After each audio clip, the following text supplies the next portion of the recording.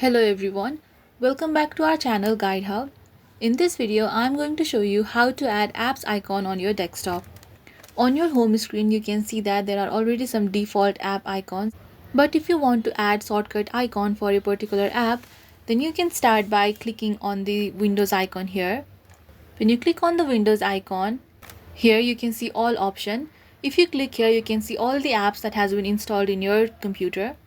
Search for the app that you want to have a shortcut of. Let's say I want to create shortcut for calculator app. All I need to do is drag the calculator app and drop it on the home screen. And I have the shortcut created now. If you want to delete any of the shortcuts previously created, then all you need to do is right click on the icon and click on delete. And then the shortcut to the app will be deleted. I hope you found this video useful. If you like this video, please give it a thumbs up, hit subscribe and let me know in the comments if you have any queries. Thank you for watching.